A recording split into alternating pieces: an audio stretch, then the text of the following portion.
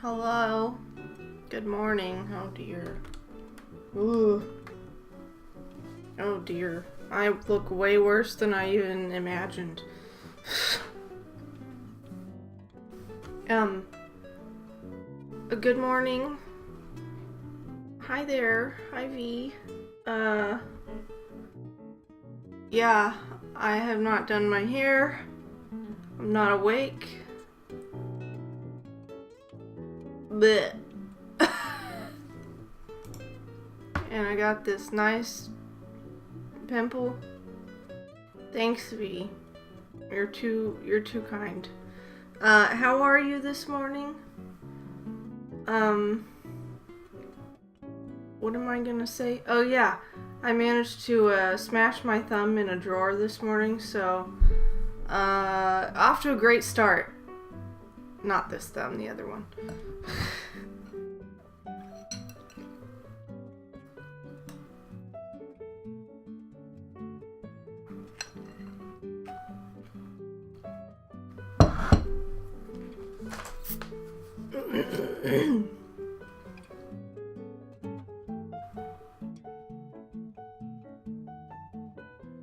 Hopefully the music's okay.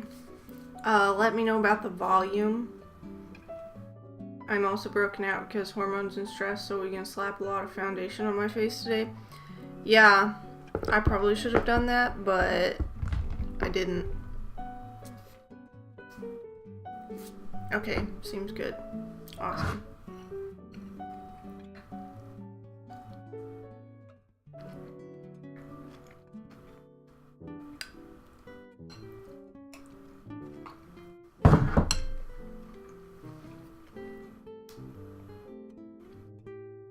V, stop it. You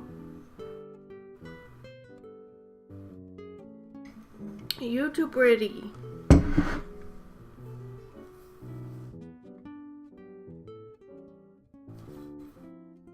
Whatever. Oh well. So I don't know where we left off. Well, I do. We are on chapter 6, and Bess is dying as usual. Oh, and this combination is horrible, but it's really cold, so I wanted to layer. So, my thumb. So ignore the fact that, yeah, I just look absolutely awful. Don't say anything. Oh, Bess is like sleepwalking and she's on the fire escape and she's falling. So that's where we left off. Bess is in mortal danger.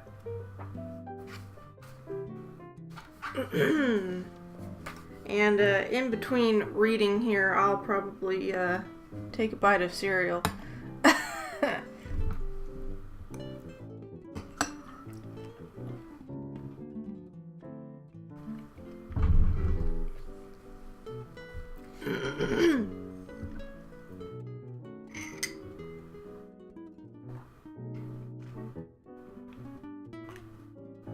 Well, welcome for Kappa-ing. And thank you. Hopefully, hi. Meow. Are you gonna say hi? Who came to say hi? She was mad at me earlier though, cause I woke her up. I went into the bedroom and woke her up.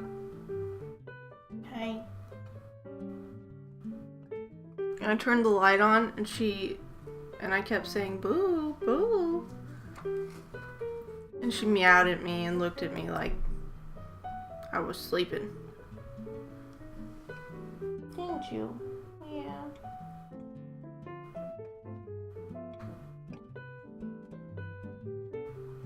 She's so soft.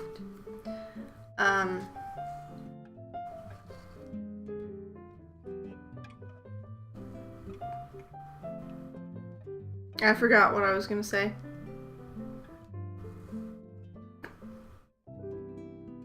But it's almost 10:30, so we need to get started. So I can get some, incorporating a cat cam. You're right. Yeah, you're totally right, because she'll come in and say hi. 24/7!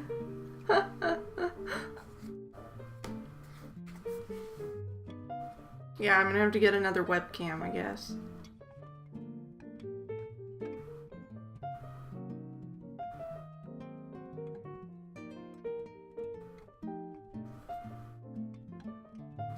What'd you find?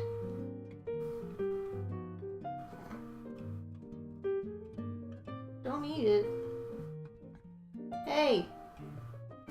Meow. Oh, it's a piece of, it's a piece of paper. You don't need to be eating paper. No, you don't. So we can strap a GoPro to her head so we can see the world through Boo's eyes. Yeah. Do a live stream of Boo 24/7. I don't know if that would be entirely okay to stream, just because, you know, it includes sleeping and all that stuff. Changing clothes. Yeah, I don't think that would be, I don't think that would work. Because Boo is just, inevitably there.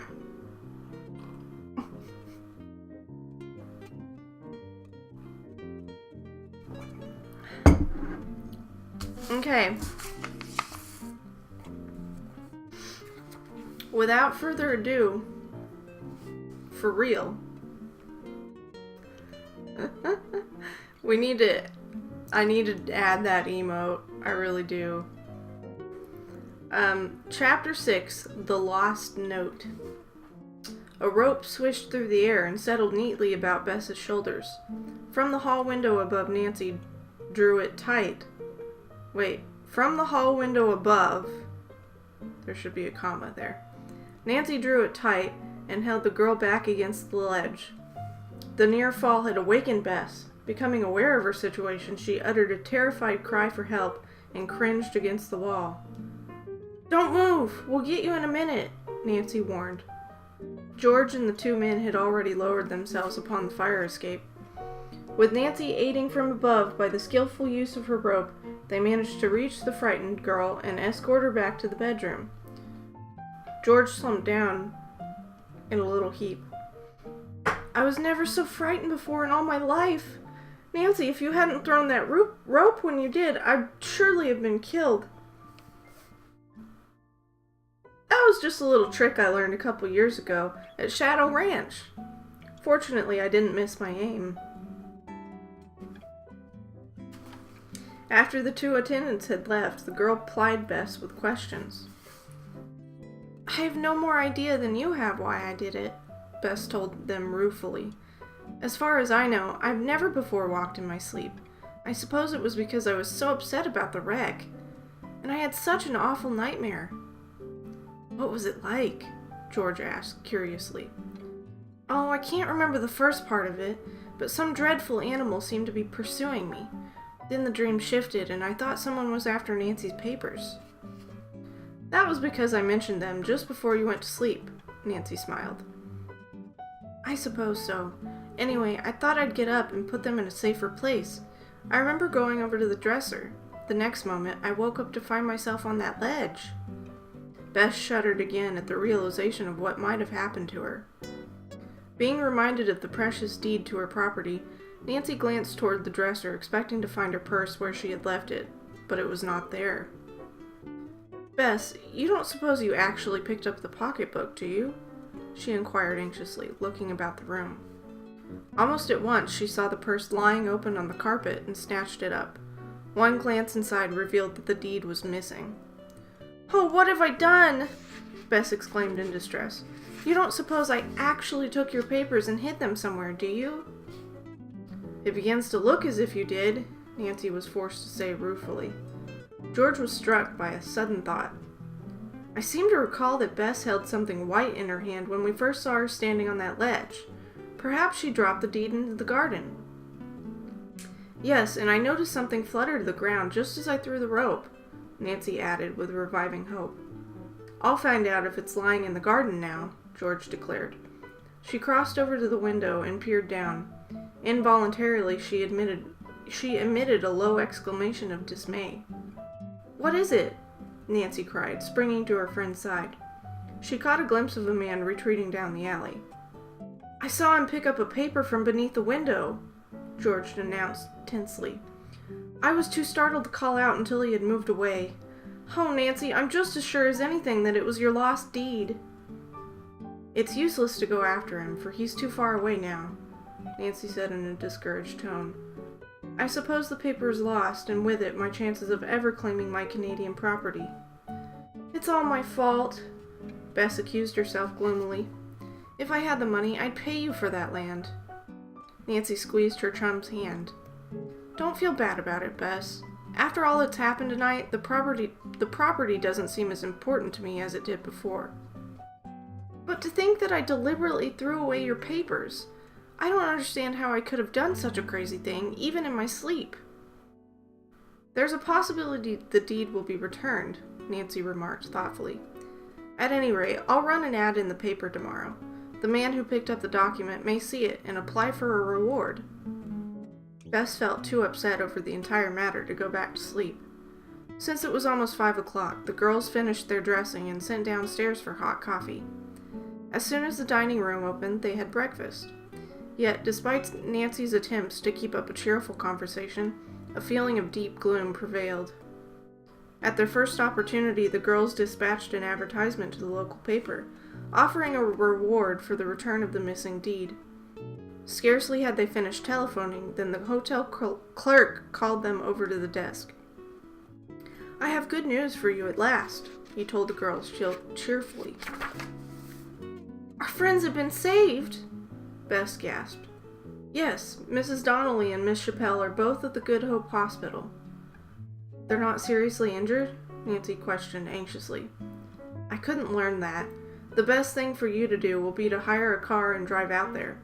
It isn't more than 5 miles into the country. We'll start just as soon as we can find a means of conveyance, Nancy decided. With the aid of the helpful clerk, they found a driver who, for a nominal sum, agreed to take them to the Good Hope Hospital.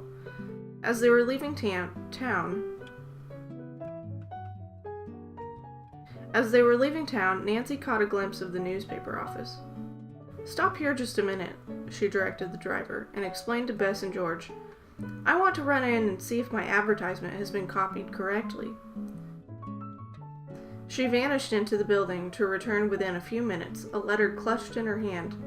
Triumphantly, she flashed it before George and Bess. It couldn't be an answer to your advertisement, the latter gasped. That would be impossible because the paper hasn't been issued yet. Shortly after I telephoned this morning, a man came into the office and left this letter. He told the editor to give it to anyone claiming to have lost an important paper near the Hamilton Hotel. What does the note say? George demanded impatiently. Nancy ripped open the cheap envelope and scanned the brief message. She looked slightly disappointed. Why, it doesn't say a thing about the lost deed. It just asks me to call at the Ranny Farm, 6 miles south of Wyndham. Where is Wyndham? Bess questioned curiously of the taxi man.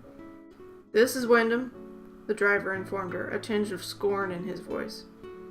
We didn't think of inquiring the name of the town last night, Bess said apologetically. We were so upset on account of the wreck. Wyndham is one of the nicest little places in the USA, the driver went on proudly. Not far from the Canadian border, either. We must drive out to the Ranny Farm at the first opportunity, Nancy decided. If it should happen that my deed has been recovered, I'll feel greatly relieved. If you get the paper back, we may be able to go on to Wellington Lake a little later, George added a trifle wistfully. Just think, if everything hadn't gone wrong, we'd be there now. A brief ride over bumpy dirt roads brought the girls to the Good Hope Hospital, a county institution.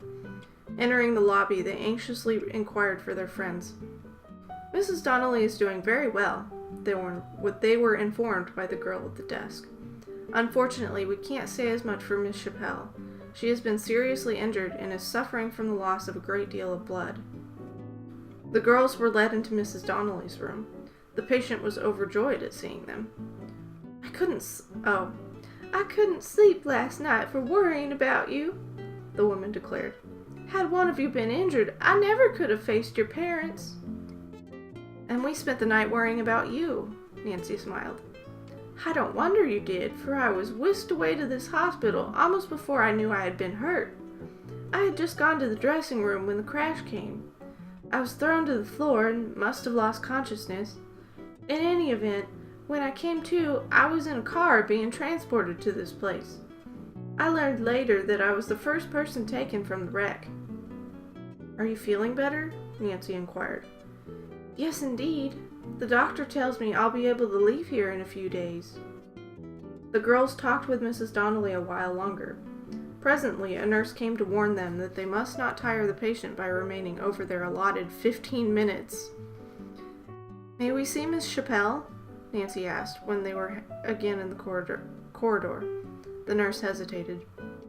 If you wish to do so, you may go in for a minute or two, but that is all. Be careful not to excite her, for her condition is grave. Nancy was shocked as she entered Miss Chappelle's room. The authoress, swathed in bandages, scarcely moved a muscle as the girls approached her bed. Yet as Nancy bent over the pale, wan face, a gleam of recognition flashed into the woman's pain-stricken eyes. I'm near the end, she murmured very low. You mustn't say that, Nancy told her encouragingly. Of course you'll get well again. Miss Chappelle shook her head. I shall die. I know it. I'm glad you came, for there's something I must tell you. Her voice dropped to a whisper. Nancy moved nearer that she might not miss a word. It's the story of... The woman faltered. She could not finish. She closed her eyes, completely exhausted. Don't try to tell me now, Nancy said compassionately. Even as she spoke, she realized that there might never be another time in which to hear the story. The authoress was sinking rapidly. Miss Chappelle made one last desperate attempt to speak, raising up her head. The message. In the hollow oak, she muttered. Then she dropped back upon the pillow and lapsed into unconsciousness. That's pretty intense.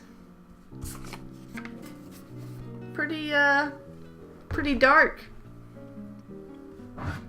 Shadow Ranch.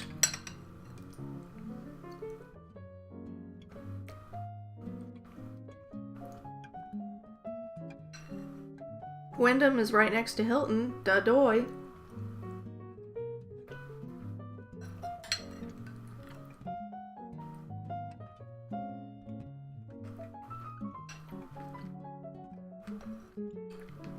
Yeah, she may actually die.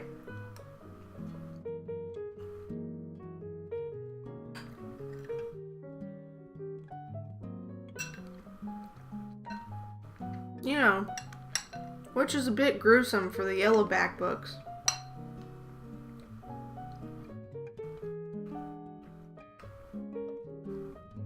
But it is the original story.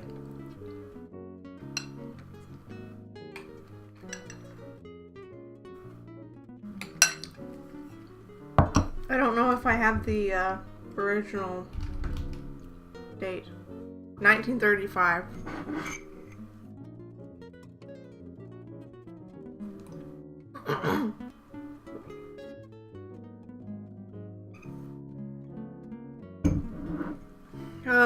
So cold.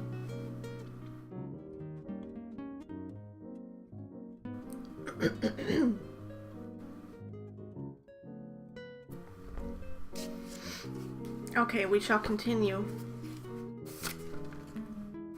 Chapter 7. A Clue to the Deed. Nancy and her chums huddled in the barren corridor outside of Miss Chappelle's room. Doctors and attendants went in and out, their faces tense, but no one took time to pause and tell the girls if the authoress was still alive. As long as the doctors keep working over her, she must be living, Bess declared with forced cheerfulness. What was it she whispered? George asked. I was too far from the bed to catch the words. She said, "The message in the hollow oak," Nancy informed her. What that means, I don't know. She must have been delirious, Bess said. Nancy was on the point of disagreeing when the door opened and the nurse quietly stepped into the corridor. She walked rapidly toward the girls. How is she? Nancy asked fearfully. We thought the end had come, but by some miracle she has rallied. Then there is hope? Nancy inquired. Yes, Miss Chappelle is sleeping quietly now, but of course the danger is not past.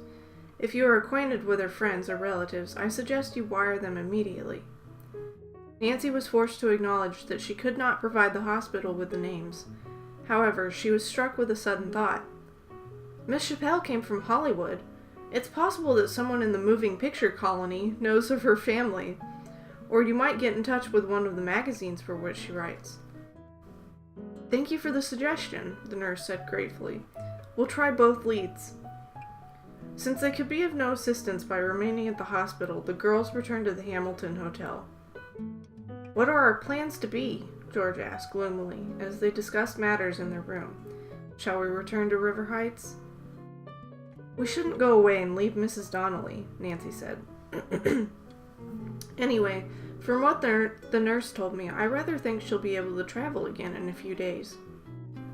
Then do you think we might go on into Canada?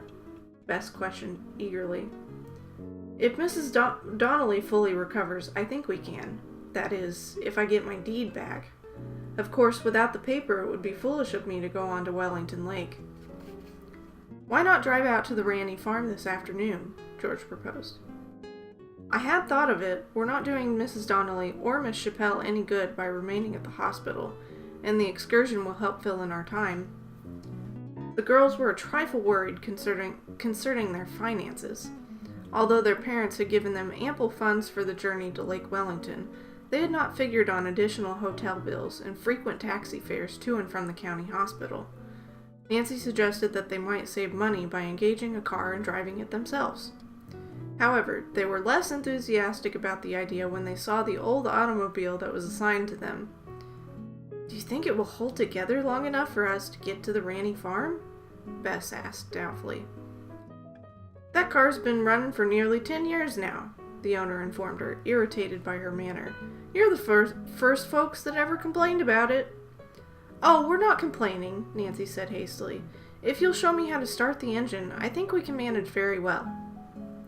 Bess and George refused to have anything to do with the intricate mechanism of the old vehicle, so Nancy was obliged to take the wheel. Before leaving town, she inquired the way to the Ranny farm. Take the first turn south, she was told glibly, then turn north at Fisher's farm, cross the Little Bear Creek, go south again for quite a piece, and angle off a bit to the west until you come to a crooked lane. Follow it for maybe a mile, and you'll be there. Just as clear as mud, Nancy laughingly reported to her chums. I suspect this trip will turn out to be a pioneering expedition after all. Before they had gone 2 miles, a rear tire blew out. It took the girls almost 3/4 of an hour to fix it, for some of the necessary tools were missing. When the tire had been changed, they had difficulty in starting the car again, for Nancy was not used to the temperamental tricks of the engine. At length, the motor began to roar, and the girls continued down the dusty road. They had no way of knowing how far they had traveled, for the speedometer was broken. It seems to me we've gone at least 10 miles, George maintained. I know we've taken a wrong turn somewhere. I suppose we have, Nancy sighed, stopping the car. I think I'll walk over to that farmhouse on the hill and get directions.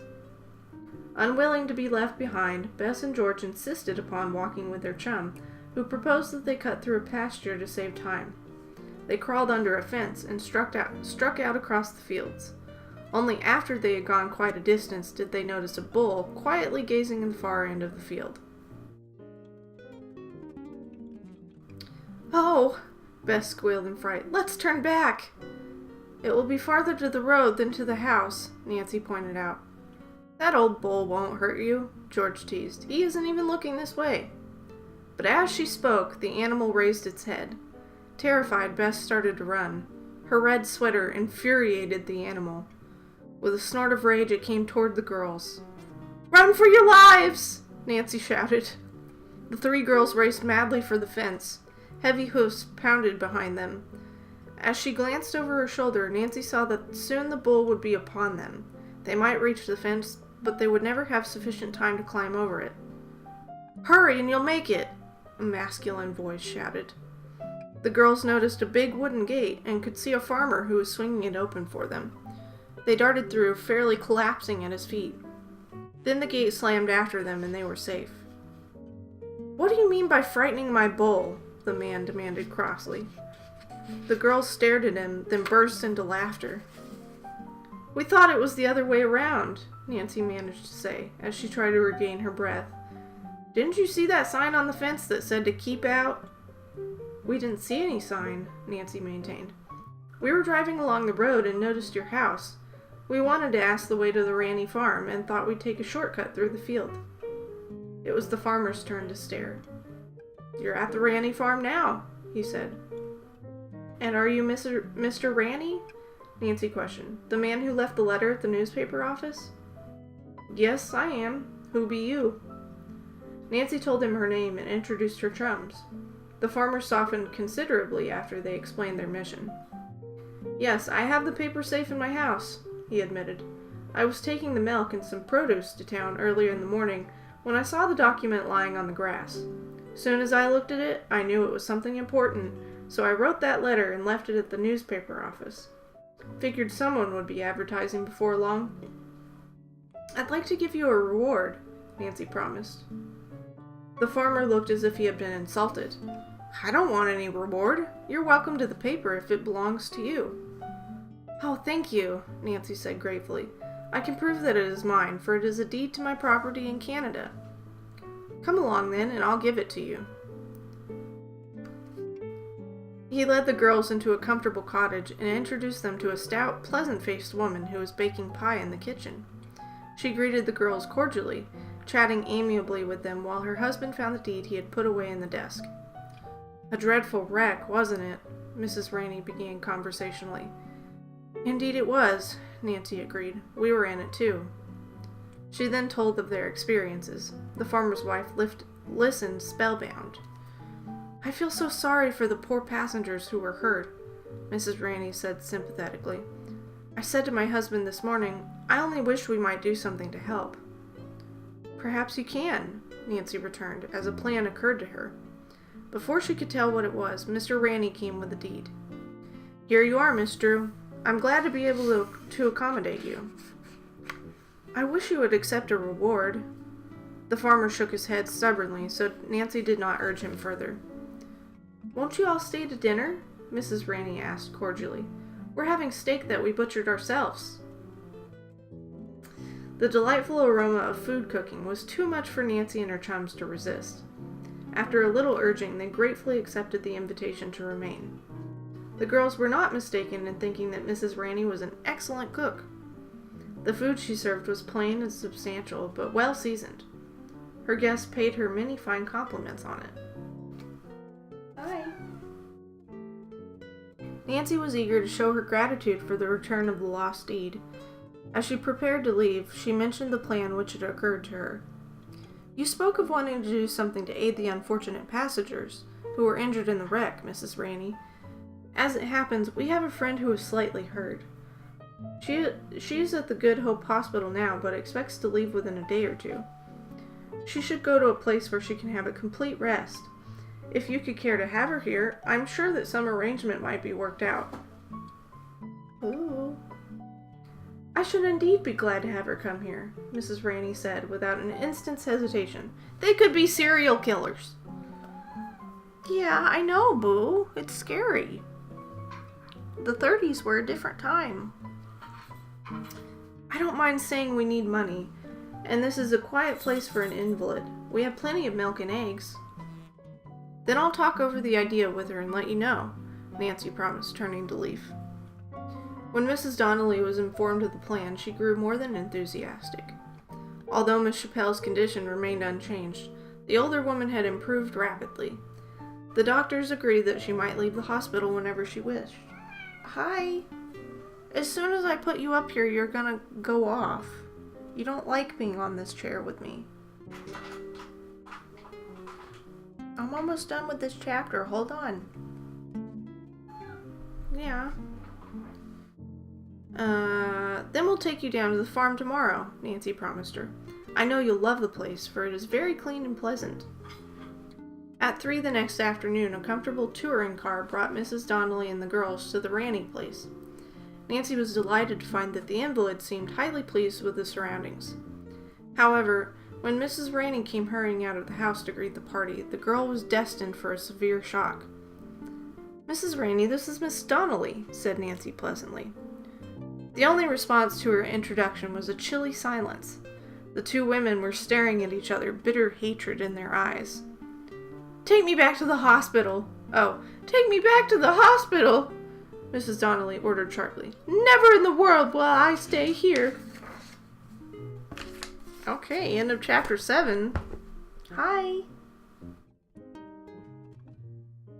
Hi, boo-boo. Meow. Well, that was interesting. This lady gonna die. That's why Nancy gotta find the oak. The moving picture colony. Yeah. 10 years is an old car in the 30s. I mean, it makes sense, but wow. Come here. Come here. Alright. Yeah. Okay, say hi. Hi. Hi.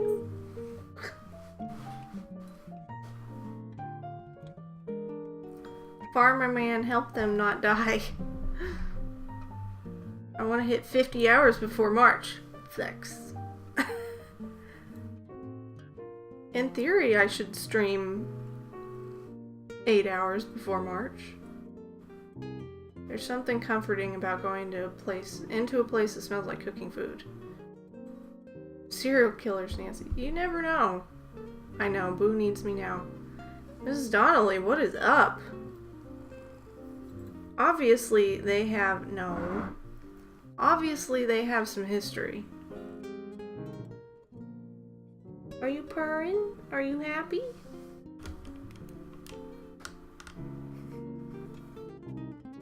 She's like, no, I don't want to be on camera. Get it away from me, Mom. Get it away.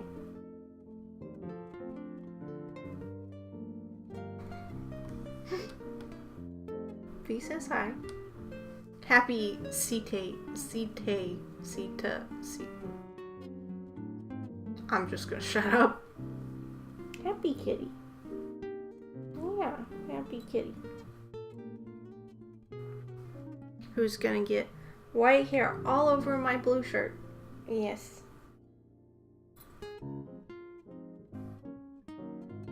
Purr, purr, purr. What is it, boo-boo?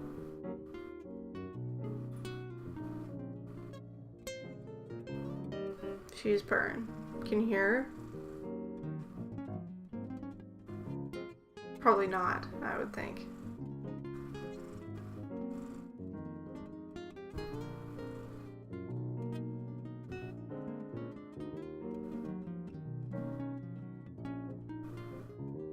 Ooh, I gotta read.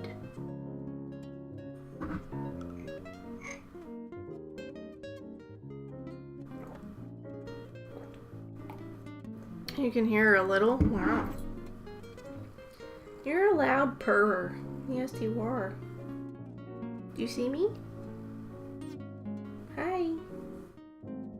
She loves TVs or screens. She loves it. It's kind of weird.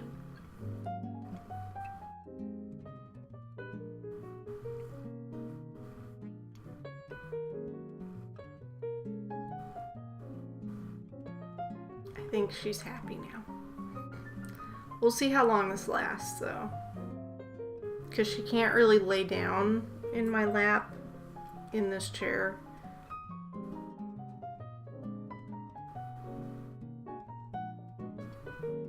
She seems to be enjoying herself. Yeah.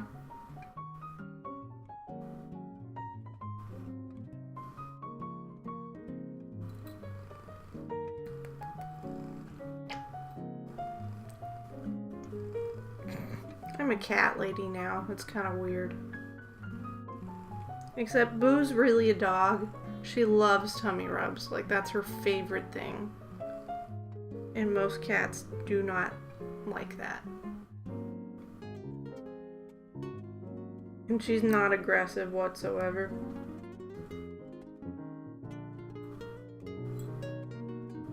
You love your tummy rubs? Yeah. Okay, Boo. Okay.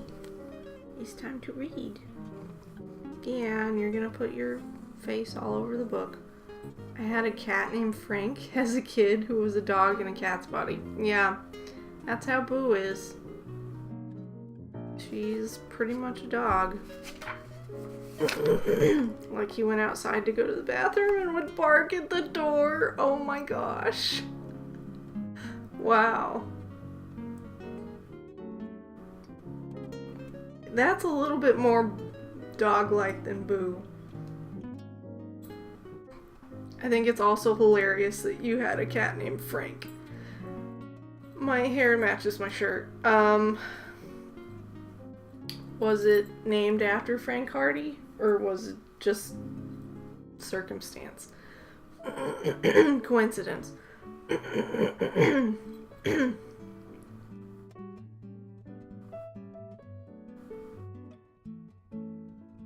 I didn't name him. I think my parents rescued him. Aw.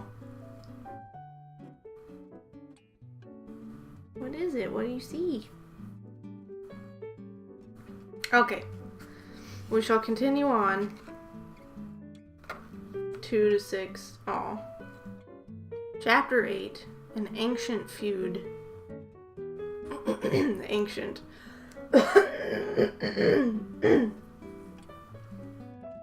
It would be great if... Yeah, hold on, Boo.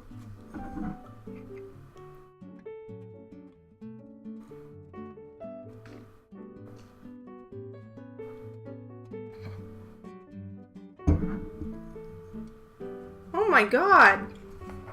That's horrible!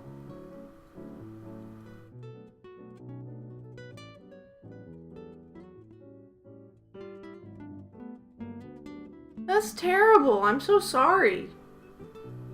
Did you report them?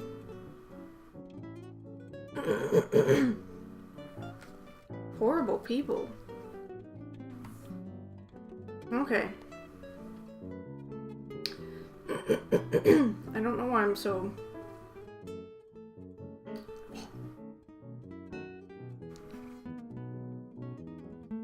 Gradually, Nancy sensed that by bringing Mrs. Donnelly to the home of Mrs. Rainey, she unwittingly had committed a grave error. Undoubtedly, an old feud existed between the two women. Where they had met or what had caused the trouble, she had no idea. Yet there was no question but that, at the present moment, the two were bitter enemies. Nancy would have made an effort to effect a reconciliation had it seemed at all possible to do so, but the way the two glared at each other so angrily, she felt it would be useless for her to attempt it. "Take me away from here," Mrs. Donnelly commanded. Nancy ordered the driver to go back to the Hamilton Hotel. For some time the little party rode on in silence, the girls waiting for Mrs. Donnelly to offer some excuse for her strange behavior. For several minutes she stared straight ahead of her and said nothing, but finally spoke up.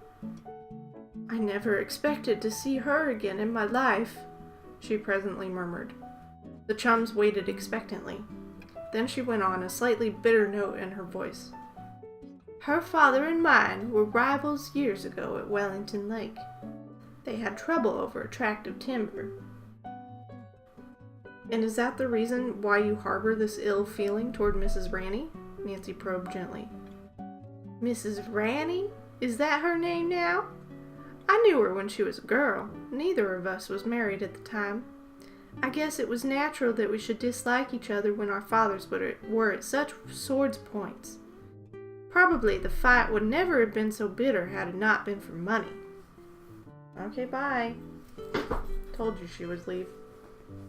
But when gold is involved, people lose all sense of balance. Gold? Nancy inquired alertly. Yes, the timber tract I mentioned is very near your land, but please don't ask me to go into detail about it now. Meeting that woman after all these years has upset me dreadfully. I don't like to talk about it. I'm very sorry I took you there, Nancy apologized. I had no idea you were acquainted with Mrs. Rainey. Mrs. Donnelly patted the girl's hand. There, don't look so distressed, child. Of course it wasn't your fault. It was just an unfortunate occurrence. Nancy longed to ask questions about the old feud between the two families and wanted to learn more about the competition for the timberland, but she carefully restrained herself. She could tell that Mrs. Donnelly had been greatly unnerved by the incident and feared that the woman might break down before they could take her to the hotel. You must go to bed as soon as I can engage a room for you, Nancy told her. This long ride from the hospital has been too much of a strain on you. I do feel exhausted. If I could just get some sleep. You shall. Now, don't give Mrs. Rainey another thought, the girl added as they reached their destination. Nancy did not leave her until the woman had calmed down sufficiently to go to sleep. Then she returned to her chums, and the three discussed the situation together. I cannot figure out how we'll ever manage to go on to Wellington Lake, Bess said gloomily. After this setback, Mrs. Donnelly may be unable to travel for a week. The meeting with Mrs. Rainey was unfortunate, to say the least, Nancy acknowledged. Still, Mrs. Donnelly looked much better when I left her. I believe after another day she'll be quite like herself again. There's still Miss Chappelle to think of, George reminded her friend. What are you going to do about her? Nancy had not forgotten her new friend. Unbeknown to Bess and George, she had left word at the hospital that should the authoress experience the slightest turn for the worse, they were to notify the Drew girl at once. I couldn't leave here until I was sure Miss Chappelle was out of danger, Nancy told her chum soberly. I took such a great liking to her. Besides, she's absolutely alone. Bess and George nodded in agreement. I guess we're all fretting because of the delay, Nancy went on in a more animated tone. It seems I can't wait until we reach Canada. If there should be gold on that land... The phrase has been your theme song ever since we left River Heights, George laughed. Gold can bring about a great many complications, Bess commented. You have just seen how it has caused a bitter feud between Mrs. Donnelly and Mrs. Rainey. It seems a pity that they are estranged, Nancy murmured. Of course, we may not know all the story, but often serious quarrels develop from mere trifles.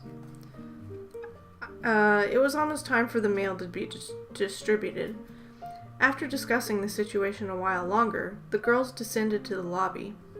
They did not really expect any letters, so were pleasantly surprised when the clerk handed each of them a fat envelope. Word from home! Nancy cried joyfully, dropping down in the nearest chair to read the lengthy communication which her father had sent. I'm almost afraid to open mine, Bess said uneasily. If Mother insists that I return home instead of going on to Lake Wellington, I'll be mighty disappointed. The girls had no real reason for worrying. Although their parents had been greatly disturbed by the news of the accident, they evidently had discussed the matter together.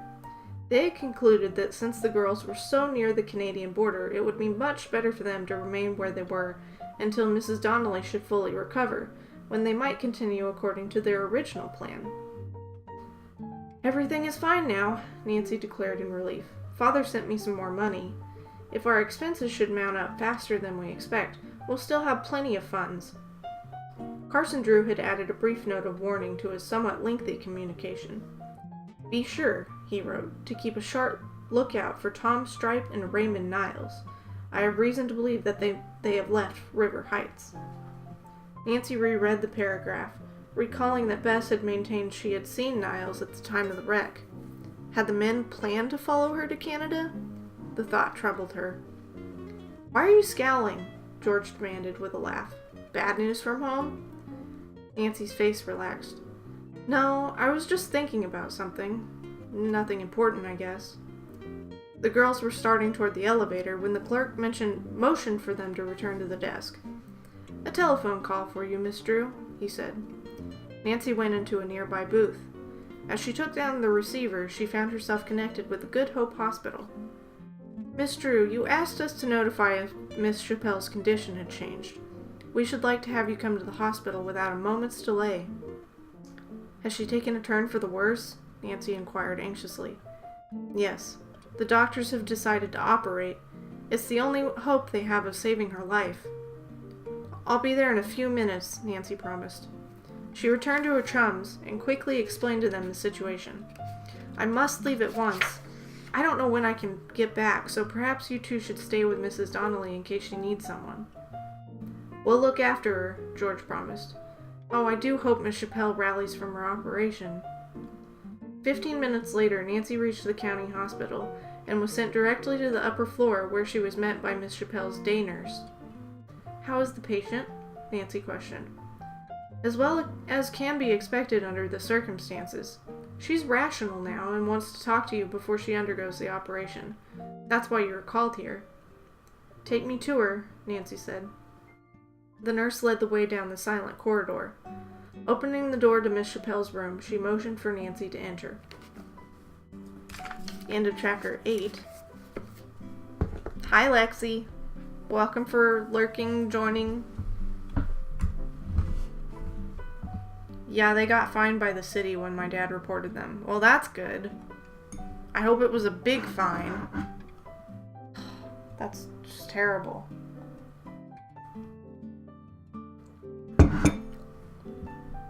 No, don't worry about hijacking. It's not bother me at all.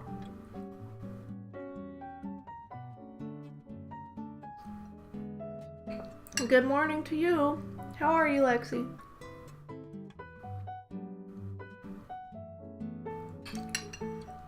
I am going until V starts.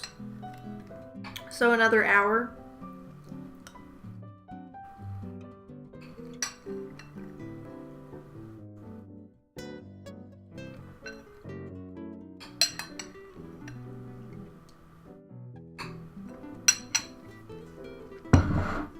Okay. Soup.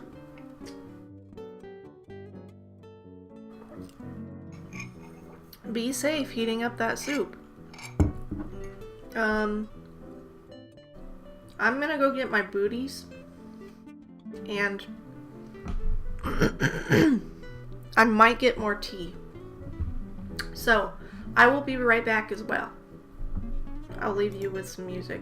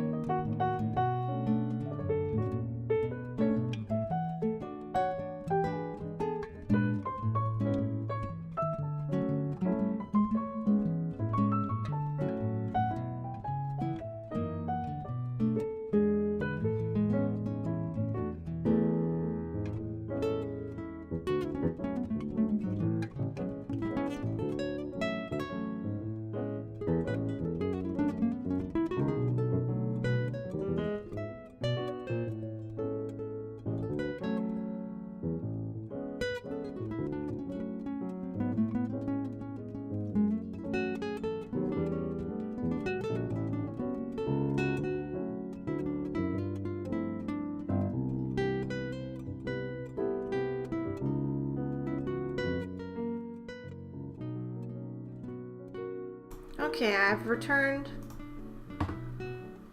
What did I miss?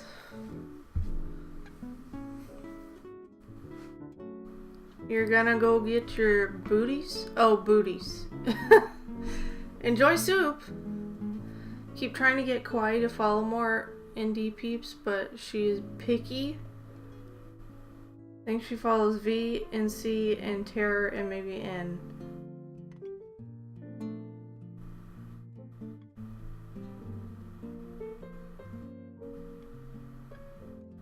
So, okay. So you're saying I'm not good enough for Kawaii. Oh, that's good to know. Sort of understand that I have to purge who I follow every few months because I'll follow random people who stream a game I follow and then they never stream anything else I like ever again. I don't like them enough to stick around. Oh, yeah.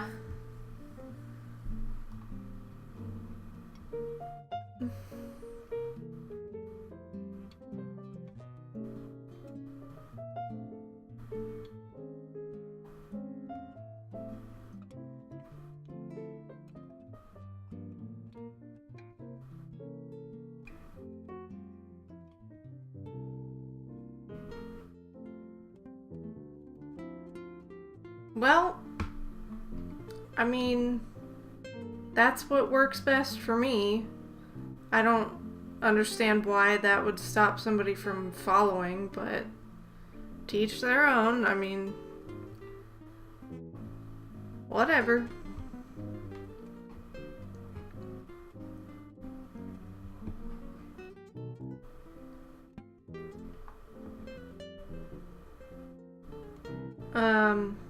What was I gonna say? Yeah, I probably need to go through the people I'm following and kind of, I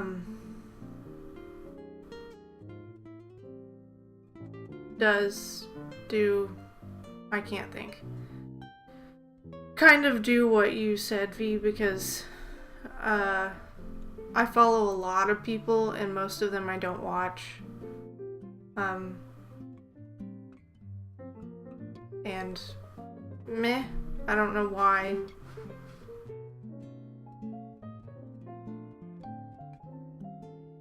I mean, I probably followed them through recommendations of other people. She knows Rob pretty well and doesn't follow him either. Sort of have a rule that if I don't really have a desire to pop into streamer after like 6 months, I'll unfollow to declutter my list. That's fair.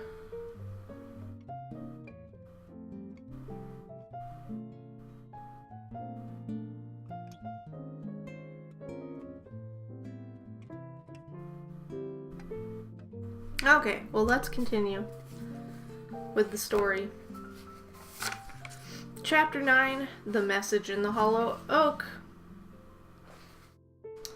Nancy moved quietly to the bedside of the injured authoress. A faint smile flickered over Miss Chappelle's wan face as she recognized the girl. "Please, leave us alone," she muttered to the nurse on duty. The attendant nodded and went out, closing the door softly behind her. "I sent for you because there is something I have to tell you," Miss Chappelle began with difficulty. "The chances are that I shall never survive this operation." Nancy tried to say something encouraging, but the authoress scarcely paid any attention to the girl's words. "If anything should happen to me, will you promise to deliver a message to my grandfather? And to someone else whom I love dearly?" "Of course, but I feel sure there will be no need for it.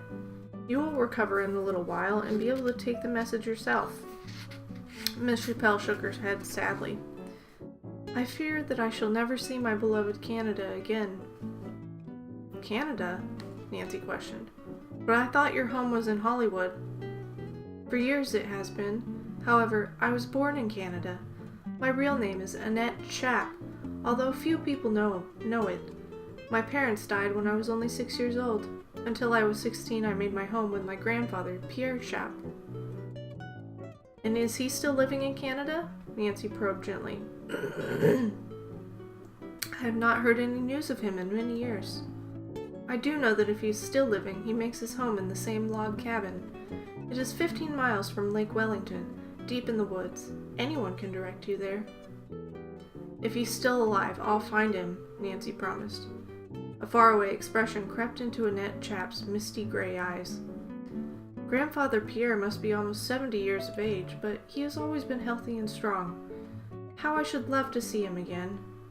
You will, I feel sure. No, we are estranged. I ran away from home when I was only 16. The woman lapsed into silence. Presently she continued, speaking with increasing difficulty. I was inclined to be a romantic youngster, and I fell in love with a young man named Norman Ranney. Nancy started upon hearing the familiar surname, but the authoress did not notice her sudden movement. Grandfather thought I was too young to have boyfriends, she went on. He fairly hated Norman, and threatened to disown me if I were ever to marry him. But we were desperately in love. Finally, we decided to elope. Miss Chap slumped back against the pillows and for a time appeared too weak to continue her story, but she forced herself to go on. We agreed, Norman and I, to carry on a correspondence through the medium of the old oak tree. The hollow oak you mentioned before? Nancy asked alertly. Yes. There was one more than 100 years old. In its trunk was a hollow of which only Norman and I were aware. We used it as a hiding place for our messages. I promised Norman that when I set the day for our elopement, I would leave word for him in the hollow oak. And did you? Yes, I wrote the message saying I would meet him in a small town in the States just over the border. Grandfather Pierre kept such close watch over me that it was the only way to go about it. And did Norman meet you? Nancy inquired gently. She had already inferred that the plans had not been carried out. No, Miss Chap returned, a strained look coming over her face. I stayed at the town for 2 days, but he failed to appear. After that, I was afraid to return to my grandfather. No doubt I made a great mistake, but I was very proud. When Norman failed to come, I felt I could never bear facing him again. Perhaps he did not receive the message, Nancy suggested. I thought of that possibility later, Miss Chap confessed. At any rate, thereafter I went to Hollywood. I had a very hard time for many years, until success finally came to me almost overnight. Now I have plenty of money. When I met you on the train, I was on my way back to Canada to find my grandfather and beg his forgiveness. Have you heard from Norman since you left your home? Only indirectly. I've been told that he is still unmarried. I know that he served in the World War, but I have no idea where he is living at present. I should like to see him again, but I fear that will never be. Don't feel so discouraged, Nancy urged. The operation will surely be successful. I hope so, Miss Chap said, smiling faintly. But I have no real hope, so that's why I sent for you. The story I've just told you has been incorporated in my new novel. It is the best work I have ever done, for it is in reality the story of my life. If somehow you can find my old grandfather and tell him the truth about me before he dies, I shall be eternally grateful to you. I gladly accept the trust, Nancy promised seriously. Miss Chap relaxed slightly. Now I shall rest easier. You have been very kind. The door suddenly opened and a nurse came in. I'm sorry, but you'll have to leave now, she said to Nancy. It's time to take Miss Chappelle to the operating room. A slight shudder passed through the authoress as she realized that the ordeal was so near at hand, but she smiled bravely as Nancy bent down to kiss her. Keep up your courage, the girl whispered, a warm smile on her face. She remained in the hall until she saw the attendants wheel the white-robed figure toward the operating room. After that, she waited in the lobby. Sometime later, a nurse came in to inform her that the operation had been performed. Will she live? Nancy asked tensely. She has a fair chance, was the response. We will call you at your hotel as soon as Miss Chappelle comes out of the anesthetic. After she left the hospital, Nancy did not return immediately to the Hamilton Hotel. Instead, she telephoned to Bess and George and asked them to meet her at the Ranney farm. We'll get there as soon as we can, George promised. But why are you in such a hurry? Nancy said she would explain everything later. She was waiting at the lane which led to the farm cottage when the girls drove up in a rented car. I'd have returned to the hotel for you, but time was so very short, Nancy apologized. Miss Chappelle told me her true name, as well as the sad story of her life. I think I have a clue as to what became of her former sweetheart. By the time she comes out of ether, I hope to have some good news for her. You're talking in absolute riddles, Bess announced, as the three hurried toward the house on the hill. I suppose I am, Nancy admitted, laughing. I'm so excited that my thoughts are going around in a fearful whirl. Oh, if I only could find Norman, how wonderful that would be. Norman? George demanded. Norman Ranney. I have a hunch that he may perhaps be related to these Brannies. As the girls walked up the winding lane, Nancy told her chums the main facts of Miss Chappelle's story. Bess and George grew excited. After all that occurred here as a result of our bringing Mrs. Donnelly, we may not be received very well, Bess remarked uneasily. I think Mrs. Ranney will talk to us, Nancy insisted. It wasn't our fault that she and Mrs. Donnelly were involved in a feud. The farm woman did not bear the girls any ill will. When they knocked at her door, she bade them enter in as cordial a manner as ever. I know why you have come, she said before Nancy could speak. It is kind of you to offer to help patch up the trouble between Mrs. Donnelly and myself, but that is quite impossible. I've come on an entirely different mission, Nancy told the woman. I should like to know if by any chance you have a son named Norman. A queer expression flickered over Mrs. Rainey's face. Yes, I have. Nancy was elated. Then tell me where I can find him, she pleaded. I must see him at once. I don't know where he is. Okay. That was the end of the chapter. She doesn't know where her son is.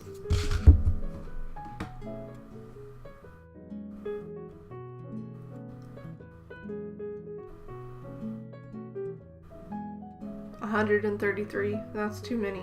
I feel like my range of how many people I follow is up there in that range too. I noticed that most of the old ladies in indie books are miserable people. And by old, I mean middle-aged and elderly, because for some reason 40-year-olds used to act like grannies. I can assure you that that will not be the case when I turn 40. I'll be that crazy lady trying to hang with the cool kids and they will be like, no. I mean, I already act like a granny, but not negative. A lot of older people are scared and negative all the time. In bed by 10, don't like crowds, worry a lot about the youngin'. You are a nice, fun kind of granny. Don't like crowds is an introvert thing. I don't like crowds either.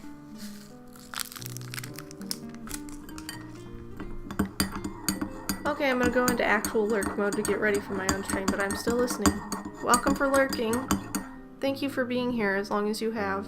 I appreciate it. I'm already like a granny with driving in bad weather. I'm freaking out about a snowstorm that's gonna hit when I'm working on Monday night. Ooh. It's really cold here, but I've heard that it's gonna get warm during the weekend, which is what happens in Oklahoma. It's one way one day, and then totally different the next. It's really annoying. It kind of messes with my body, to be honest. Let's see. It is, 27 degrees right now. Almost 11:30, 27 degrees. But then tomorrow, I think. Let me see what the temperature is tomorrow. Oh. What? The radar is showing snow. Like north of me. Oh. Apparently it may have been snowing.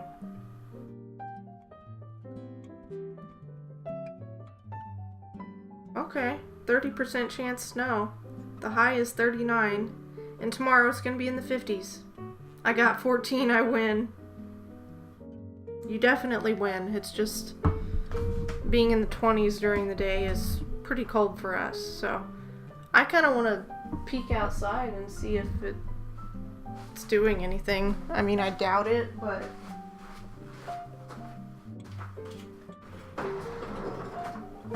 I don't know if this is the best way to go about doing this, but...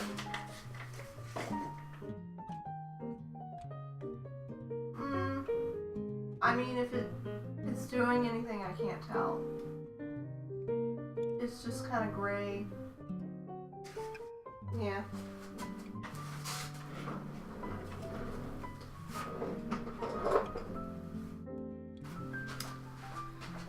Okay. Shall we continue? We shall continue. Let's make some more progress in the book. Chapter 10, Nancy's Mission. I don't know where my son is just at present, Mrs. Rainey repeated reluctantly. Have you any idea when he will return home? Nancy questioned eagerly. No, he often goes and comes without explaining his whereabouts to me. Since he was in the war, Norman has changed so that we hardly know him as the same person he used to be. Did he ever marry? His sweetheart disappointed him, and he never fully recovered from the shock. By this time, Nancy was almost convinced that the Norman whom she was seeking was none other than Mrs. Rainey's son. She longed to tell the woman the entire story, yet hesitated to do so, for the secret was not hers to divulge. It would be best, she decided, to make a quiet investigation before revealing what she had learned. Could you furnish me with a picture of your son? She next inquired of Mrs. Rainey. Preferably one taken before he went to war. By this time, Mrs. Rainey had become somewhat alarmed. She could not figure out what lay behind the questions. Yes, I believe I have an old picture of him, she agreed, a trifle unwillingly. Wait and I'll go look. She went over to a desk and after rummaging through several drawers found an old faded photograph which she gave to Nancy. It's not a very good likeness of him, she said apologetically. The face which Nancy saw was not strictly handsome, but the well-defined features denoted strength of character. This should serve my purpose very nicely, the girl announced. Mrs. Rainey looked troubled. You didn't want to keep the picture? Why, yes, may I, just for a few days? I promised to return it to you uninjured. Obviously, Mrs. Rainey did not wish to lend her the photograph. However, she could think of no graceful way in which to refuse. While the woman was still debating the matter, Nancy thanked her again, and with the picture in her possession, hurried away. Poor woman, you frightened her almost to death, Bess remarked as they sped back to the hotel. She was afraid her son had done something dreadful. Nancy had not considered this angle. I didn't want to worry her, she returned, but I just had to get that picture. She'll probably not give the matter much thought. In this, Nancy was mistaken, however. She had no sooner left the house than Mrs. Rainey hurried to the barn to find her husband. The farmer, excitable by nature, was even more distressed than was his wife when he learned of Nancy's strange request for his son's picture. He feared that Norman had committed some crime, and that the photograph was to be used to identify him with the act. All that afternoon, the couple worried over the matter, until they finally convinced themselves that their son was wanted by the police. At length, Mrs. Rainey proposed that they drive to town and ask Nancy point-blank what she intended to do with the photograph. Meanwhile, unaware that she was causing the couple so much worry, Nancy returned with her chum to the Hamilton Hotel, where they found Mrs. Donnelly considerably improved. She was rocking restlessly in her chair as they came into her bedroom. I've been thinking that we may as well continue on to Wellington Lake, she announced abruptly. I don't like this place and I'm eager to get home. I'll convalesce there a lot faster than I will here. But are you really able to travel? Nancy asked solicitously. Fiddlesticks! Of course I am. Seeing that Randy woman upset me a little, I admit. But aside from that, I'm as well as I ever was. Nancy smiled at this contradictory speech, for Mrs. Donnelly had not yet fully recovered from her injuries. However, the girls felt that once the woman made up her mind to travel, nothing would keep her from it. Nancy thought it best not to tell Mrs. Donnelly the story Miss Chappelle had related to her at the hospital, since it concerned the Rannies. Secretly, she was eager to arrive at Wellington Lake as soon as possible, so that she might fulfill the promise she had made to the authoress. I believe we can get a fast train out of here in about an hour, she said. Then have your luggage ready, the old lady advised crisply. I packed my bag over an hour ago. I'm sick and tired of this hotel, and we can't leave it any too soon to suit me. Elated at the thought of continuing on to Wellington Lake, Nancy hustled about making all necessary arrangements. Mrs. Donnelly went by automobile to the railroad station. As they were boarding the train, which was to take them north, Nancy noticed an old machine coming toward the tracks.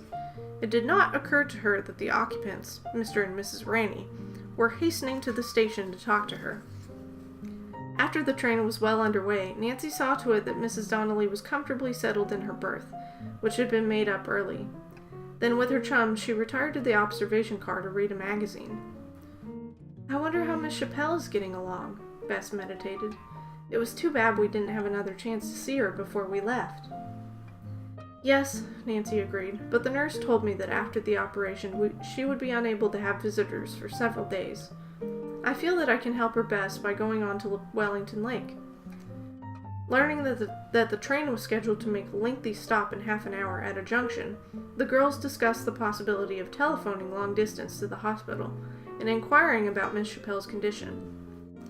They were informed that they would have sufficient time in which to do this, so Nancy and her chums left the train at Valley Junction, Canada, and were soon in direct communication with the authorities at the Good Hope Hospital.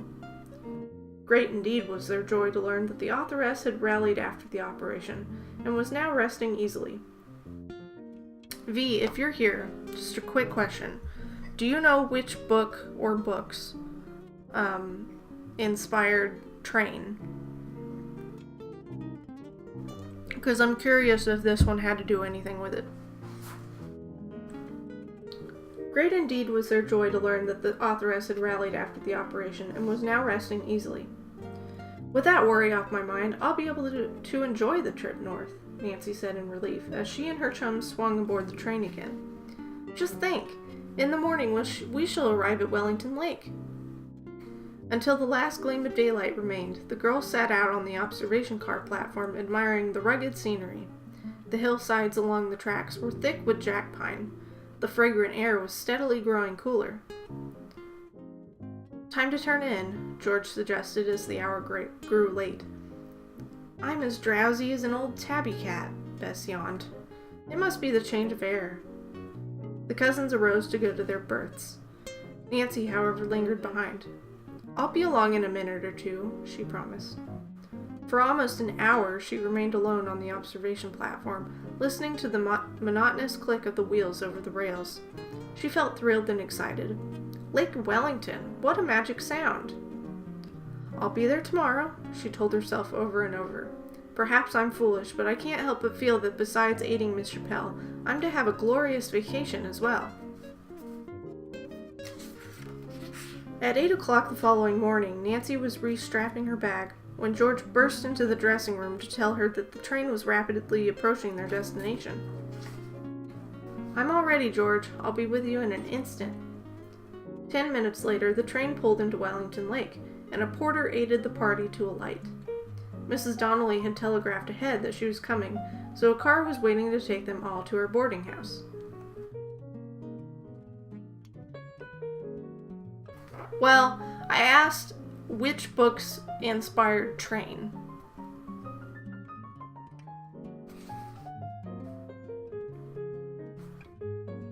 How do you twitch in the shower? Well, girls, what do you think of the country? She asked cheerfully when they were seated in the conveyance. Pretty, isn't it? The town of Wellington Lake is beautiful, Nancy told her truthfully. I love the smell of the pines. We're coming to the water now, the old lady announced as they rounded a bend in the road. Did you ever see any so blue? Never, Bess gasped, surveying the lake in awe.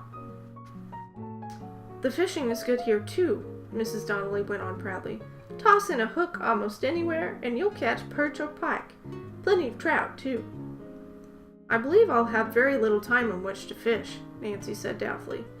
I want to look over my property, and I also must visit some people who live about 15 miles from here. Mrs. Donnelly looked up alertly, but it was not in her nature to ask questions. "If you go into the woods, you'll need a guide," she advised. "This is rough country, and the farther you get from Lake Wellington, the rougher it becomes." The woman's boarding house deserved a more elegant name. The place consisted of a large building made of logs, which nestled in a setting of tall pines. The interior was comfortably furnished. Glowing embers smoldered in a great open fireplace. A woman whom Mrs. Donnelly termed the hired girl had breakfast waiting for them. "I don't wonder you are eager to get here," Nancy smiled, taking a third helping of pancakes. "The food is delicious." "You're nibbling at those slapjacks like a little bird. Wait until you've been here a week. Then you'll eat hearty." "I thought I was doing remarkably well," Nancy laughed. "Wait until I get into a kitchen apron," Mrs. Donnelly threatened, lowering her voice lest the hired girl hear. "I'll cook up some real messes." "You mustn't overdo," Bess warned her. "Remember, you were in bed only yesterday." "Fiddlesticks! I feel as good now as I ever did." After breakfast, Bess and George went directly to their rooms. Nancy, however, had glimpsed a local paper on the living room table and lingered to glance over it. The news was of a trivial nature, though interesting. Suddenly, she caught sight of a familiar name and eagerly read every word of the item. It told of a bad windstorm which had struck the district directly north of Wellington Lake. A stranger seated under a huge old oak tree on the Pierre Shop property had narrowly escaped death when a large bough had been snapped off. "I wonder if that could be the tree Miss Chappelle told me about," Nancy asked of herself excitedly. "The old letterbox oak. Early tomorrow I shall go there."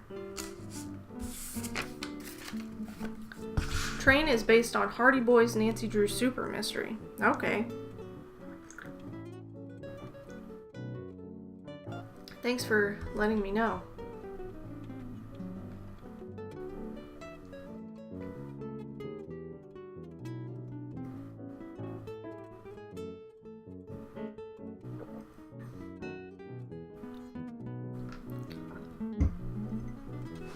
You know, I have a Bluetooth speaker in the shower as well, but I've never thought about putting a Twitch stream on it. But yeah, you could totally do that.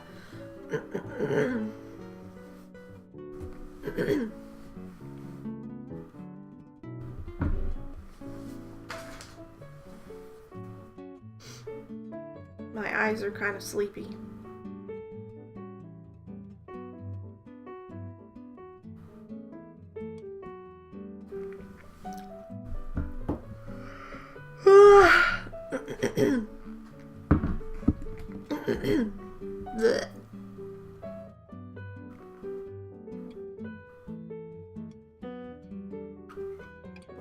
I don't know why I have coughing issues this morning. Sleepy eyes. Koala.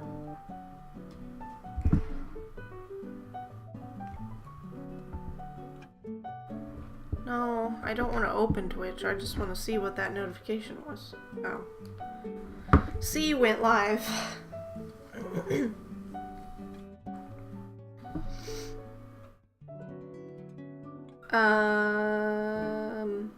I was gonna say something, but I forgot. Do we think, Chappelle, the lady, do we think she's gonna die? Or not? Should we take bets? Just kidding. This is a non-gambling channel. This music is so good.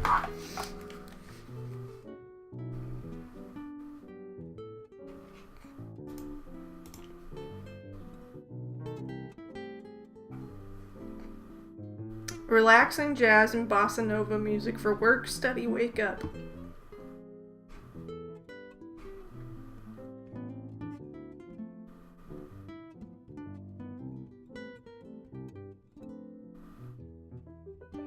It is really nice.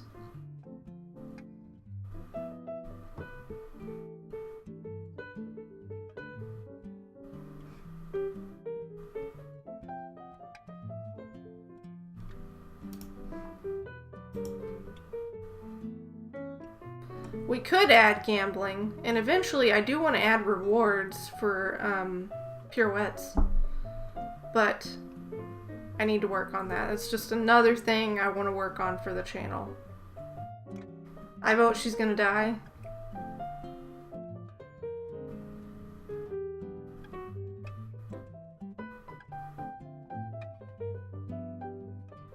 Is the music too loud, or is it okay?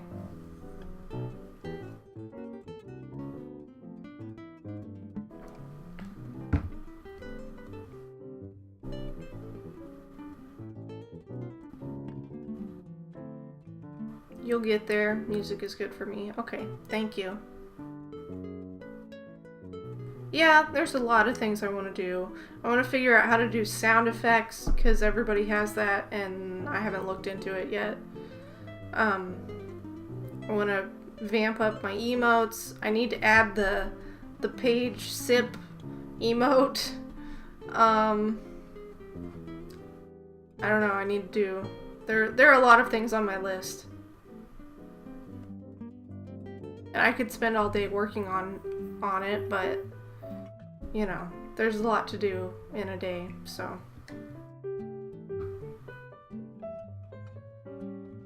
Okay. Sound effects is pretty easy. Okay.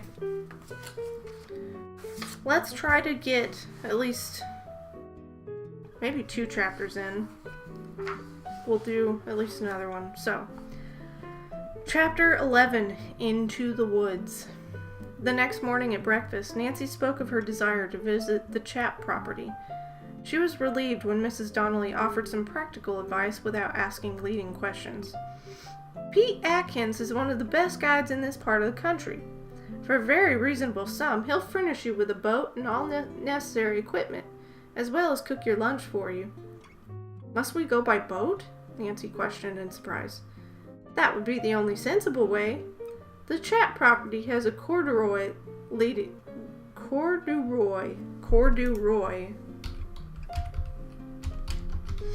Somebody look that up.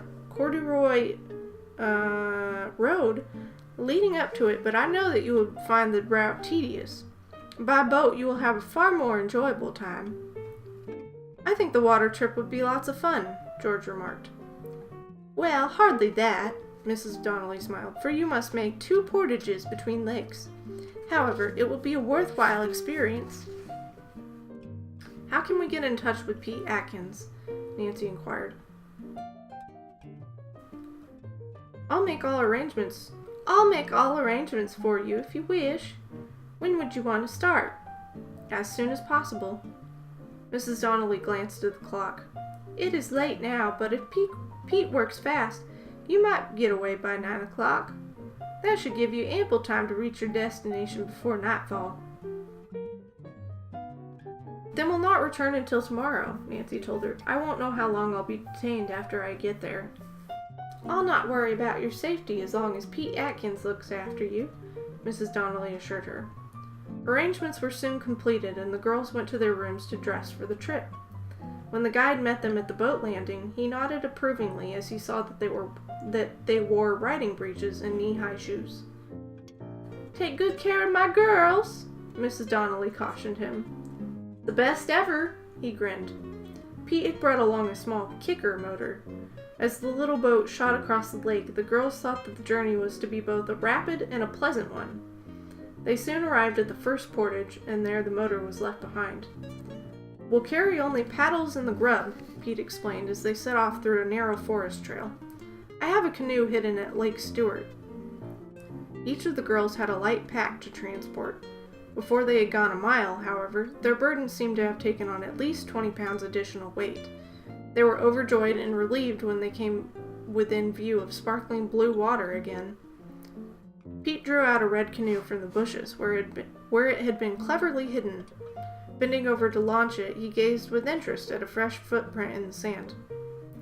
Someone's been through here this morning, he observed briefly. City fellow, too. How can you tell? Bess whispered curiously. Type of shoe, Nancy answered. Pete helped the girls into the boat and did not refer again to the footprint. However, as she sat in the bow, helping to paddle, Nancy wondered idly who could have preceded them on the lake. Her thoughts turned to Grandfather Chap. Would she find him at home and in good health? How disappointing it would be if she were to fail in her mission. As she suddenly scanned the dazzling waters, she observed a small moving object directly ahead. It was a boat. She pointed out the craft to the guide, but his sharp eyes had noted it long before she had. They dipped their paddles deeper and gradually drew closer to the boat.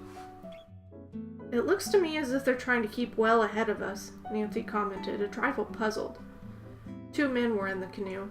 Both of them handled their oars awkwardly. Nancy did not expect to recognize either of them, and therefore was greatly surprised when one of them glanced back and she caught a glimpse of his face. "Why, it's Tom Stripe, I do believe," she exclaimed. The guide's face was as black as a thundercloud. "Do you know him?" Nancy demanded. "He's been up here before," Pete snapped. "A yellow dog, if there ever was one." Nancy watched the boat closely. Unless she was greatly mistaken, Stripe's companion was none other than Raymond Niles.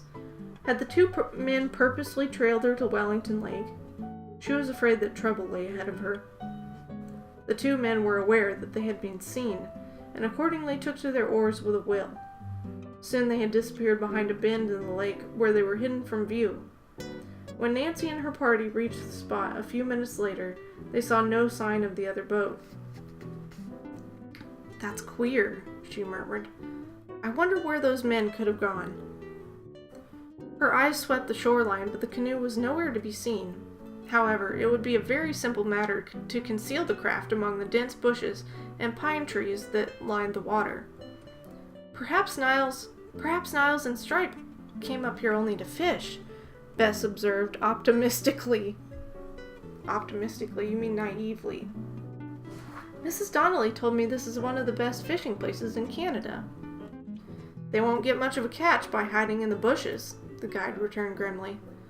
Although Nancy and her chum surveyed the lake at intervals, they did not again catch sight of the 2 men. After an uneventful hour had passed, they relaxed slightly. "I'm hungry as a bear," George presently remarked.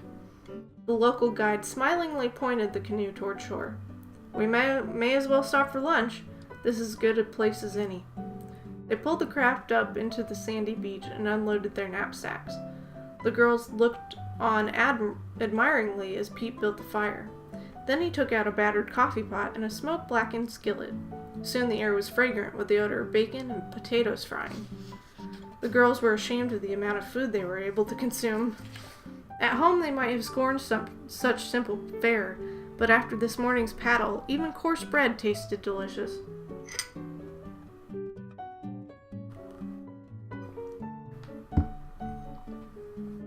"I'll go to the spring for some fresh water, and then we'll start on again," Pete announced after they had finished.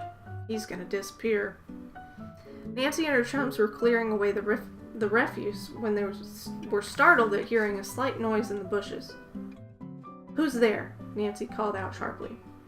Tom Stripe and Raymond Niles stepped out into the open. "What do you want?" Nancy demanded. "Oh, just a little talk with you," the latter said blandly. "We're interested in that newly acquired property of yours." "So I suspected." "Now don't get up on your high horses," Niles wheedled. "We're not trying to cheat you out of anything." "I wish I could be sure of that." "We're perfectly willing to pay you a good price for your land." "What price?" Nancy questioned shrewdly. "The land costs you nothing, so anything you might make is clear profit. Now the property is barren, practically valueless. It will cost you more in taxes than it is worth. Considering all this, we feel that $200 would be more than a fair sum." Nancy could not repress a smile. "If the land is so worthless, why do you wish to acquire it?" Niles had anticipated this question. "It's located not far from a good fishing lake. We expect to erect a cabin there." "I don't care to sell," Nancy said coldly. "You're making a mistake," Tom Stripe snarled. "I think I'm not," Nancy retorted, angered by the surly tones. "If you must know the truth, I distrust both of you." "We want the land and we'll get it too," Stripe fairly shouted. "If you won't sell to us, we'll strand you here. We'll wreck your canoe." In sudden rage, he darted toward the shore where the craft had been. Nancy and her chums pursued him, but Raymond Niles blocked their way. Stripe pushed the light canoe out into the water and overturned it. "Pete! Help!" Nancy shouted frantically. Their guide came running down the trail. With one leap, he was upon Tom Stripe. The men struggled knee-deep in water. Then, with a mighty blow, Pete struck the man under the chin. He reeled backward, lost his balance, and toppled over into the water. I didn't think he was going to make it back. Nancy had not remained idle. Raymond Niles held her arms, but she struggled valiantly to free herself. Just as Stripe pitched backwards, she jerked away, taking her captor completely by surprise. Then she gave him a powerful shove. He stumbled and tried to save himself, but failed. With a yell of rage, he too fell into the water. For an instant, Nancy stood watching the two men as they struggled to regain their footing. Then it dawned upon her that she and her friends were missing a golden opportunity to make their getaway. "Quick!" she shouted to her companions. "Help me right the canoe!" Okay. Well, I think this is messed up. Yeah, I need to fix that. So I'm gonna do one more chapter, and if we go over 12 o'clock, I would just like to raid V after she goes live.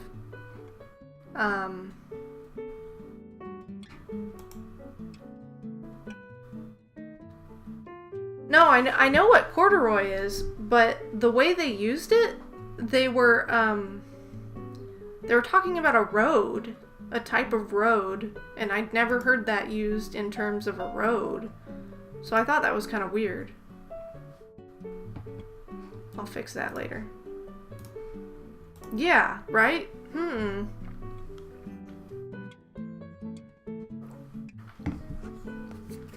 So, okay, I'm gonna try to go for one more chapter. And V, we will see you over at your channel. Although I don't know if I'm gonna have many people to do a raid or not, but HS and whoever else might be here, if you'd like to stay to do a raid, you are more than welcome. And I should probably bring up my channel, so I'll be able to do that.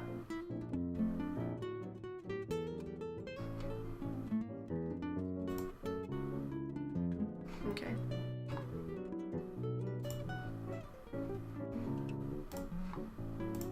Alright.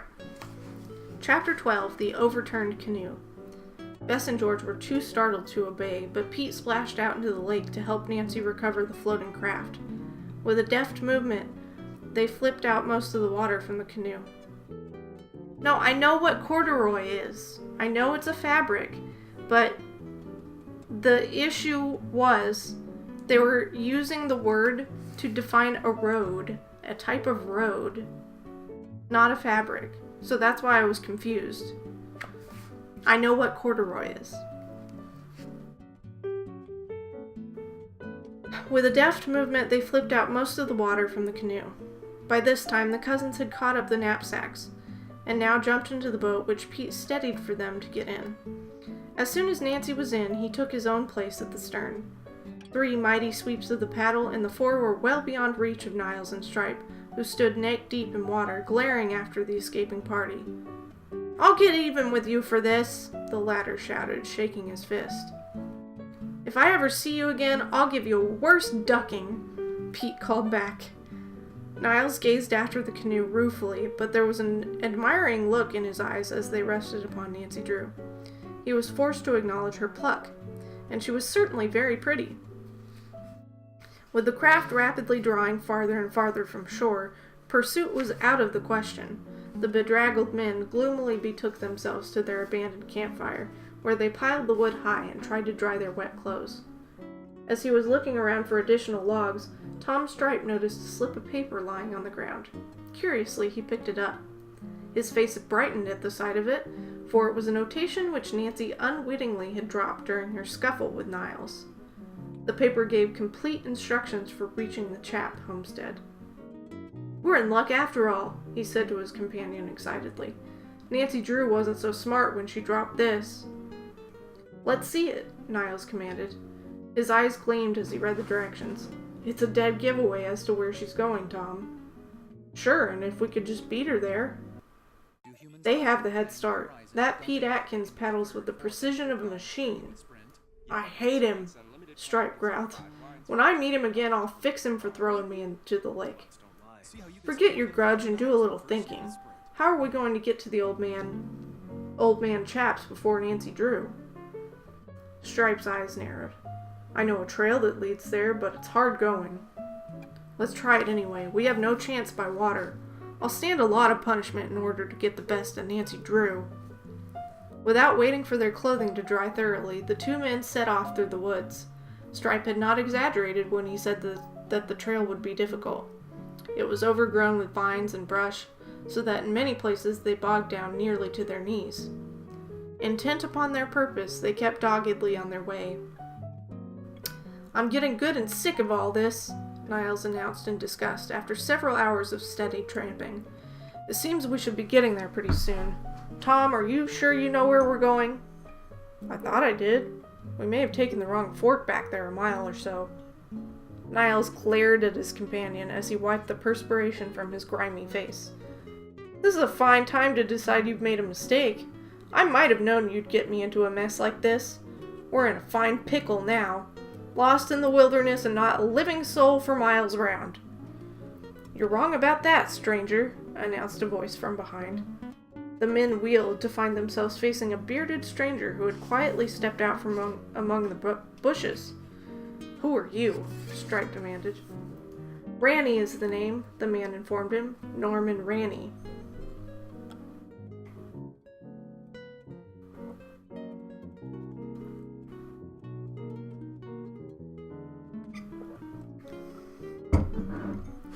Stripe and Niles had been quick to note that the newcomer carried prospecting tools. Is it true that there's gold around here? Niles asked, a trifle tensely.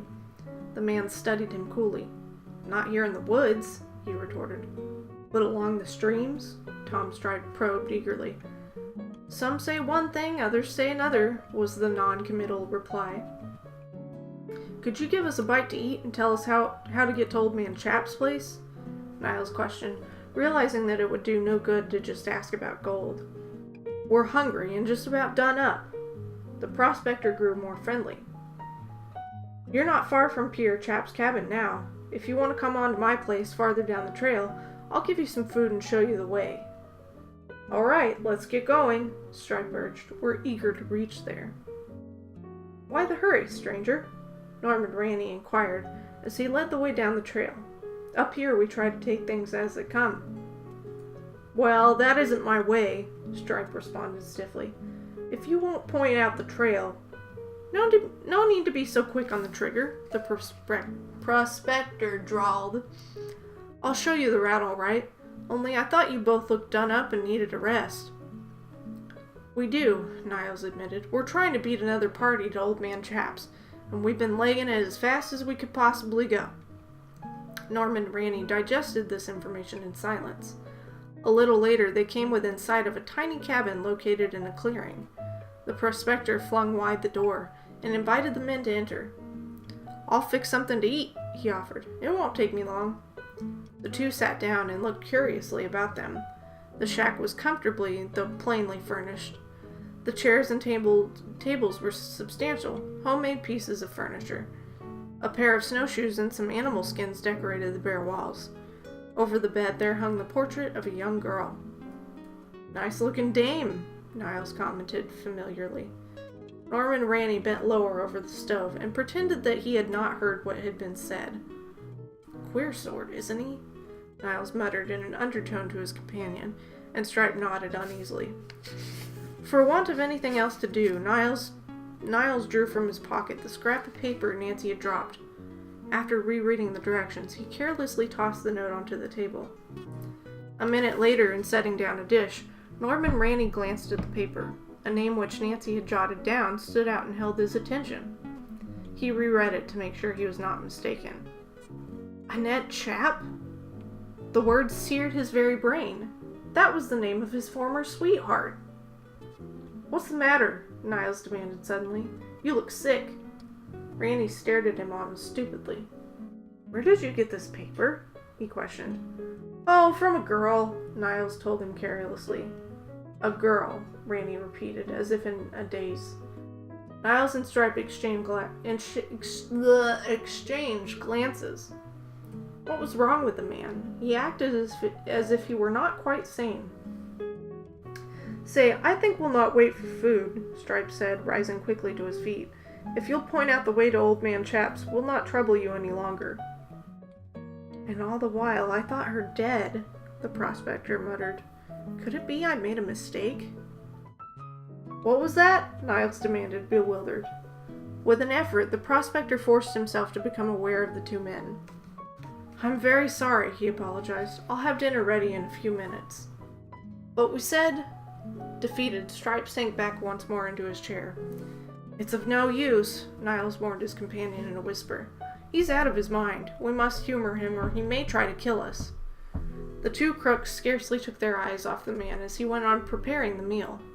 Soon the food was ready. The men ate what the prospector set before them, but with little appetite. Norman Ranny did not join them.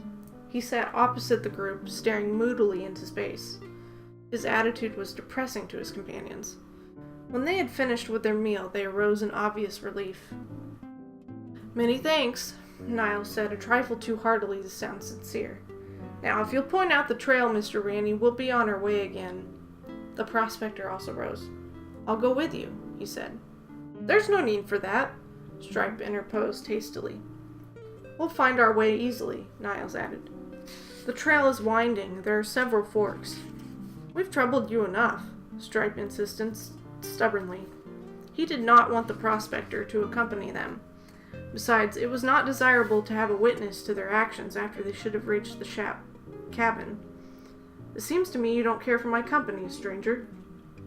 Oh no, it isn't that, Niles said quickly. Of course we want you to go, but we don't like to put you to so much trouble. No trouble at all. Come along, I'll lead the way. Thoroughly disgusted, Niles and Stripe reluctantly followed their host from the cabin. It was not until they had gone some distance along the trail that they recalled the scrap of paper. Niles could not remember having seen it lying on the table as they had left the shack. He glanced curiously at their guide. Had Randy picked it up? It did not seem at all probable, although the prospector's attitude had changed almost from the moment he had seen the handwriting. Shrugging his shoulders, Niles abandoned the problem. Maybe we can get away from him a little farther on, Stripe suggested in a whisper. They waited hopefully for an opportunity to do so, but whenever they lingered on the trail, Norman and Randy stopped until they caught up again. We can't shake him, Niles whispered irritably. No use in trying. Soon they came to a large clearing with a small cabin, surrounded by cultivated fields. About 300 yards from the house there stood an old mill. Chap is a nice place here, the prospector said quietly. He cleared all the land himself. Well, thanks for showing us the way, Stripe remarked significantly. Norman Ranny made no move to depart. I may as well wait around here and see if anyone is at home. Infuriated, the two men stalked up to the front door and knocked loudly upon it. And that is where we will end today.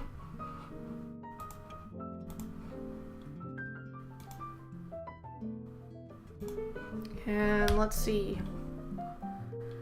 If the lovely bee has gone live.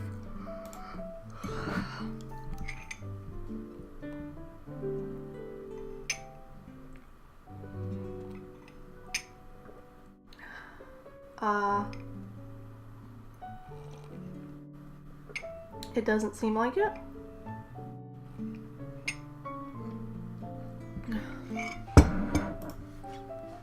There we go, she's live now. Okay. So, if anybody would like to raid, we're going to raid V Budkey. Thank you all for being here. Whenever we do reach 150 followers, there will be a giveaway for Nancy's yearbook. Not sure which one yet. So I need to figure that out. But I'll let you know if we're streaming tonight. I'm not entirely sure if we are. But let's go raid.